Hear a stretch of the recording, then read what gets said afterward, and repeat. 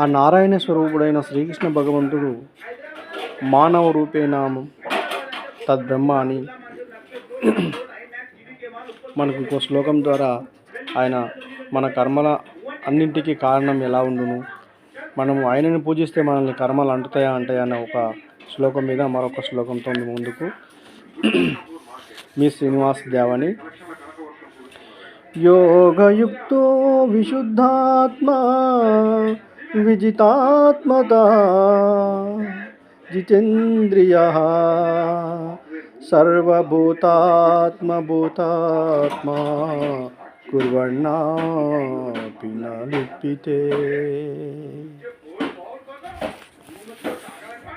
విజితాత్మ అనగా మనసును వశమునందుంచుకొను వాడు, జితేంద్రియుడు, విశుద్ధాత్మ అంతఃకరణ శుద్ధి గలవాడును, సర్వభూతాత్మ సర్వప్రాణులలో భూతాత్మ ఆత్మస్వరూపుడైన పరమాత్మను తన ఆత్మగా గలవాడనగు.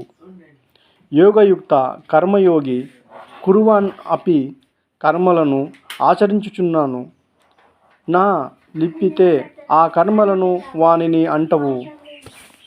మనసును వశమునందుంచుకొనువాడు, జితేంద్రియుడు, అంతఃకరణ శుద్ధి గలవాడు, సర్వప్రాణులలో ఆత్మస్వరూపుడైన పరమాత్మను తన ఆత్మగా కలవాడు అగు కర్మయోగి కర్మలను ఆచరించును, ఆ కర్మలను వానిని అంటవు.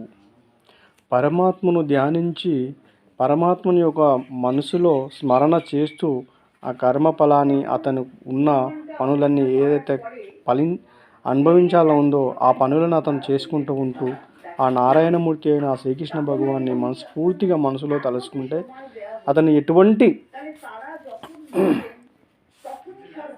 లోపం కానీ, ఎటువంటి కర్మలు కానీ, ఎటువంటి ఆపదలు కానీ, అడ్డంకులు కానీ రావు అని ఆయన ఒక భావన.